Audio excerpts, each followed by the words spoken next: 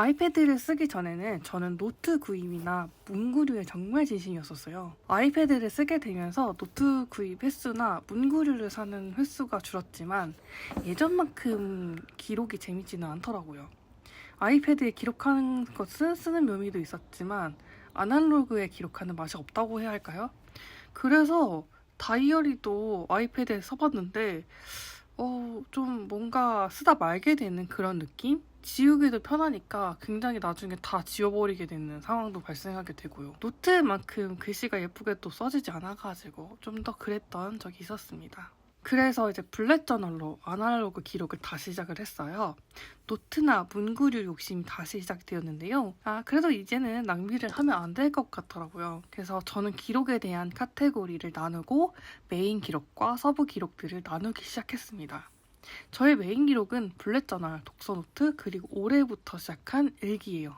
블랙 저널은 다이어리에 다 채우지 못했던 저에게는 한 줄기 빛과도 같았어요. 예전에는 일반 다이어리나 플랭클린 플래너 같은 것들을 10년 넘게 써봤지만 블랙 저널만큼 꾸준히 쓰지 못했거든요. 이제 빈칸이나 요 노트 부분 있죠, 메모, 요 부분을 아예 손도 안 댔어요.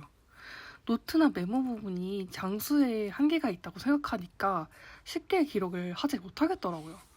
생각해보니까 다 저에게 맞지 않는 템플릿들이었고 그래서 쓰지 못했던 것 같아요.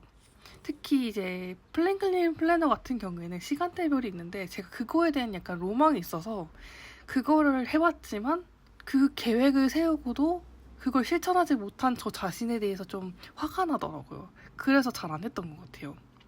처음에는 이제 블랙 저널 시작할 때는 전날에 이제 다음날에 일정을 쓰고 그 아래 일기를 썼었던 그런 기록을 했었는데 그랬더니 저는 매일 또 일기 쓰는 것에 대한 압박을 받더라고요.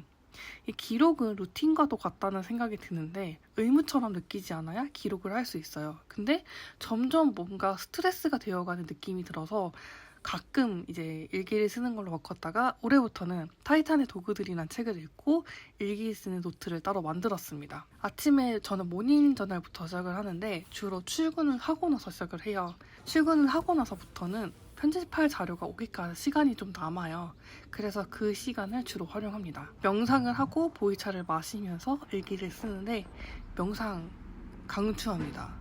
독서 노트는 독서를 하고 좀 더 기억을 잘 하고 싶어서 만들게 되었는데 이걸 만들고 나서 기록해두길 정말 잘했다는 생각이 들었어요. 어떤 책을 읽었는지조차 기억을 못했던 저였는데 이제는 기억을 잘 하게 되었더라고요. 무엇보다 이 독서 습관 자체가 저의 삶에 대한 가치관이나 가깝게는 대학원 논문 쓰는 일에 도움이 많이 되더라고요. 처음에는 좋은 문구들을 기록하는 용도로 만들었다가 요즘에는 좀 더 확장을 해서 하나라도 기억을 하고 싶어서 바인더 노트에 책을 요약하고 조금씩 하고 있습니다.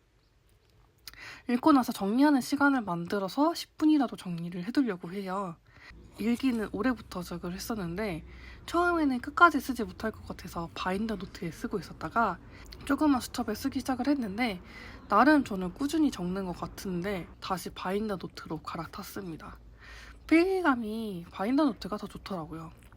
서브 기록들이나 그때그때 생성되는 여러 가지 기록들과 함께 바인더 노트에 기록을 하고 있는데 이 하나의 바인더 노트를 들고 다니면서 기록을 하다가 나중에 카테고리별로 분류하면 간편하니까 이렇게 하는 게 좋겠다. 나머지 서브 기록들은 바인더 노트들의 기록을 하고 나중에 분류를 하고 있는데 가끔 쓰는 미래 기록이나 상상 노트, 대학원에서 전공 공부하면서 요약 정리하는 것들을 이 바인더 노트에 하고 있습니다.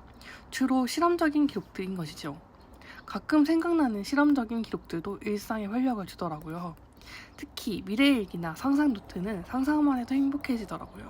예를 들어서 제가 최근에 구명환 작가님이 운영을 하고 있는 유튜브 채널에서 동서남북이라는 프로그램인가? 그런 게 있었어요. 책 읽는 사람들을 찾아다니면서 선물을 주고 있더라고요. 책 읽는데 우연히 발각되면 어떤 이야기를 할까?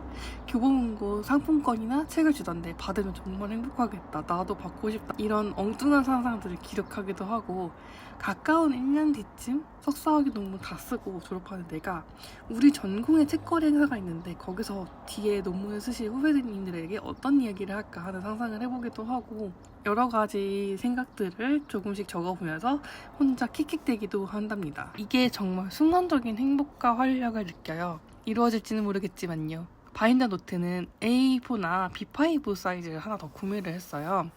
여기에는 독서 마인드맵이나 공부 관련한 마인드맵을 해두려고 해요. 이렇게 분류를 하니까 노트를 사고 싶은 욕구에 대한 절제가 어느 정도 가능하더라고요. 속지만 구매를 하면 되니까요. 충동적이고 즉흥적인 저였는데 고민을 해보고 구매를 하게 되었습니다. 이 기록을 하고 나서부터는 내가 어떤 생각을 하는지, 무엇을 하고 싶은지 잘 알 수 있는 힘을 길러주더라고요. 특히 올해 좀 더 깊어진 느낌이 들고, 일기를 쓰고 나서는 나 자신에 대해서 나만 보니까 솔직해졌잖아요.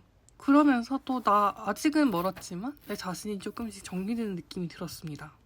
그리고 30대 때 느꼈던 제 자신보다 40대를 바라보고 나아가는 제 자신이 뭐랄까 좀 더 예전보다 성숙한 사람이 되어가는 과정을 겪는다고 해야 되나요? 거기에 독서까지 덕분에 저의 추구미를 알아가는 과정을 겪고 있습니다. 늦게 깨닫고 늦게 발견한 저인 만큼 이 기록들이 소중해지는 경험을 해보고 있어요. 기록을 하고 보니까 제가 겪었던 과정들이 쓸데없다고 생각했는데 그런 것도 아니더라고요. 또 늦었다고 늦은 것이 아닌 것을 또 깨달았어요. 그래서 저는 20대를 살고 30대를 사는 친구들에게 기록과 독서를 강추하고 있습니다. 여러분들은 어떤 기록을 하고 계시나요? 댓글로 알려주세요. 그럼 안녕!